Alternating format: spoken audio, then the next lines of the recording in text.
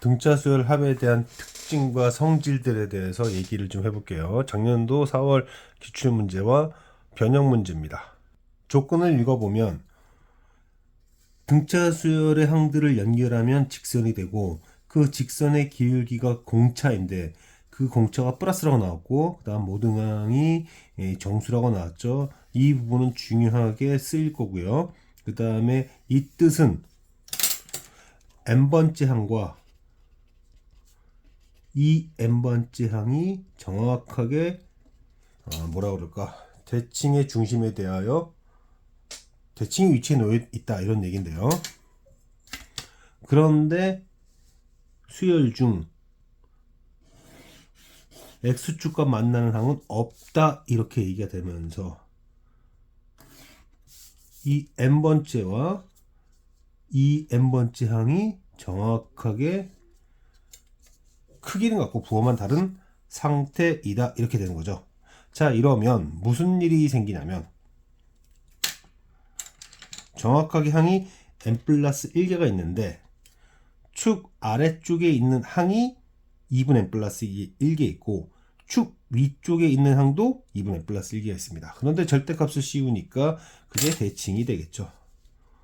자, 이렇게 대칭이 되면서 이 녀석과 최초로 양수가 된 것과 마지막 음수가 됐던 애의 항의 크기가 쌍쌍으로 같게 나올 텐데, 그러면 여기 녀석과 요 녀석과 여기 있죠. 정확히 이렇게 둘둘둘 대응되는 이런 녀석들의 합의 한쪽 부분은 64가 될 겁니다. 64, 64, 128 이런 얘기인데 여기서 하고 싶은 건 이거예요. 마지막 양수, 최초의 양수인 항에 x값 변화량이 1이니까 y값 변화량은 공차가 돼야 되는데 그것을 둘이서 똑같이 나눠 먹고 있죠.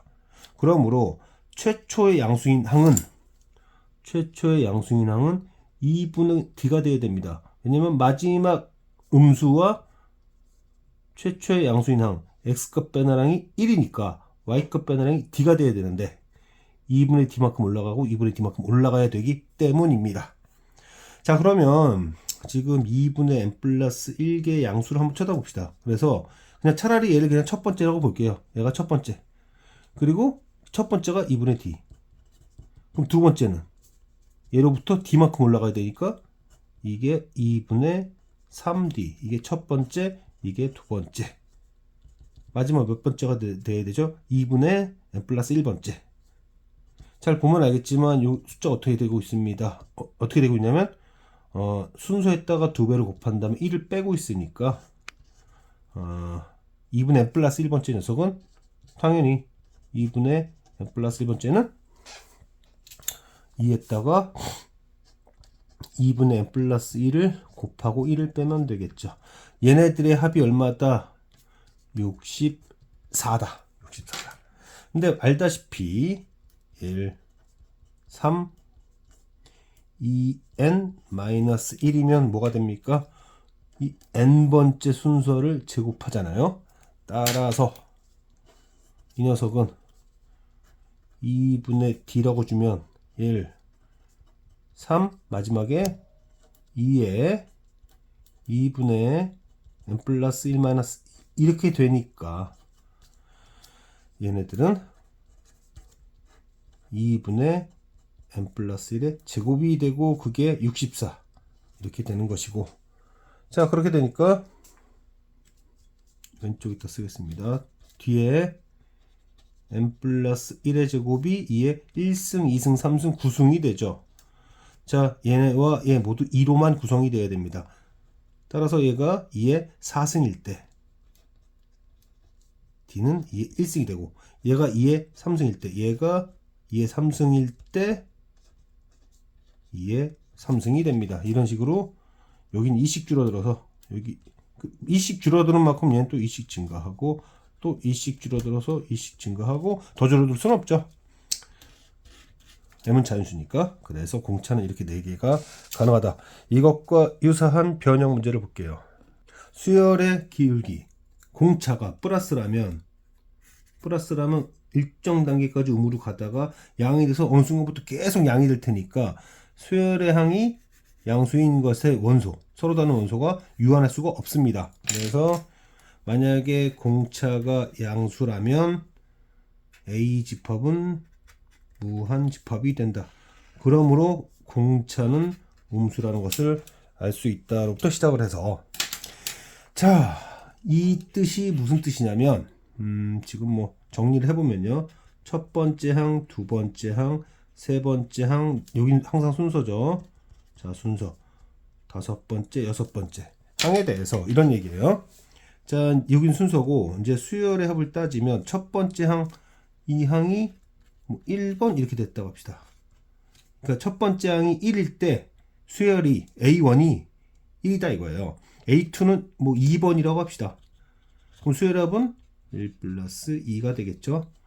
자, 세 번째 항 A3 뭐 이런 거예요. 지금 A3를 3번 이런 식으로 하자 이거예요. 3번 그러면 S3는 1 플러스 2 플러스 3 이런 식으로 계속 갈 겁니다. 자, 여섯 번째 항이 뭐 똑같이 네 번째, 다섯 번째, 여섯 번째 점점점. 그럼 S6은 1부터 6까지. 얘네들은 다 서로 다른 항이 되겠죠. 자, 여긴 모르겠고요. 만약에 일곱 번째 항이 없이 일곱 번째 항이 0이 아니라 여기였다 라면 무슨 일이 생길 거냐면, 여기가 6번이었는데 마이너스 6번이 되니까 여기 직전에 이 항이 될 거예요. 일곱 번째 항. 그쵸? 새로운 게 아니란 얘기예요. 예를 들어서 이제 일곱 번째 항, 뭐 여덟 번째 항, 여기서 여기까지 5만큼 갔으니까 이제 5 더하면 여기가 12였겠죠. 그럼 12번째 항은 뭐가 되는 거죠? 1번, 2번, 3번, 4번, 5번, 6번까지 더했다가 다시 1번, 2번, 3번, 4번, 5번, 6번까지 다 빼버리니까 12번째 항은 0이 될 거예요. 그럼 11번째 항은 뭐가 됐을까요? 11번째 항은 11번째 항까지 합은 11번째 항까지 합은 1, 2, 3, 4, 5번 더했다가 1, 2, 3, 4, 5, 6 더했다가 다시 쭈루룩 답해서 얘 하나만 남게 되죠. 1번만. 그러니까 양수인 항들까지의 합이 서로 다른 수열의 합에 서로 다른 것들이다. 그 이유만 이해하면 되겠습니다. 쉽게 예를 한번 더 들어볼까요? 좀 쉬운 예를 한번 들어볼게요. 쉬운 예를 들어서, 만약에 수열이 이렇게 첫 번째, 두 번째인데 이렇게 가고 여기가 세 번째, 네 번째가 있었다 칩시다. 대칭이 돼서, 그러면 SN은 첫 번째 A1이 있을 거고, 두 번째는 A1 플러스 A2가 있을 거고, 세 번째 항까지 합을 하면 뭐가 있죠? 얘가 빠지면서 얘가 돼요. 네 번째 항은 0이 됩니다. 일단 양수인 것들 중에서 서로 다른 건 이렇게 두 개밖에 없어요. 아, 이 뜻은 수열의 합이 0보다 큰 서로 다른 녀석들의 개수는 일반항이 0보다 큰 것의 개수와 똑같구나. 왜냐하면 더하다가 다시 빼고 하니까. 자, 그러면 이거는 여기서 말하는 모든 항이 정수라면 등차 수열을 연결했을 때, 항들을 연결했을 때 공차가 정수가 돼야 되는데, 지금 수열이 첫 번째 항이 24죠. 그리고 12번째 항이 마이너스 24입니다. 이때의 공차는 x값 증가분이 11일 때 y값 여기서 여기를 빼고 여기서 여기를 빼면 마이너스 48. 정수가 안 됩니다. 요 대칭의 중심에 항이 없으면 모든 항이 정수가 될 수 없구나. 그래서 이 조건을 만족시키기 위해서 양수인 항을 6개를 두고 대칭의 중심에 7번째 항이 딱 존재하며, 그 다음에 이제 대칭되는 관계로서, 자, 여기는 13이 되겠네요. 이 13번째 항은 첫 번째 항과 크기는 같고 부호는 다르다. 이런 상황이 생기면서 수열은 첫 번째 항이 24이고, 그 다음에 마지막 번째 13번째가 마이너스 24가 되면서 이 수열의 공차는 12분의 마이너스 48.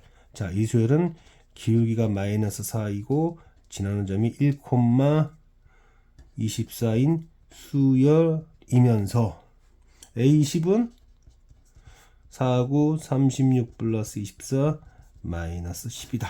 방금 전 문제와 이 문제에 다른 건 이 문제에서는 등차 서열의 공차가 정수이려면 대칭의 중심의 항이 반드시 있어야 된다라는 것이고, 작년도 4월 기출문제에서는 요 항이 없었다. 이런 상황들, 등차 서열은 항들을 연결하면 직선이다라는 부분을 꼭 체크해 주세요.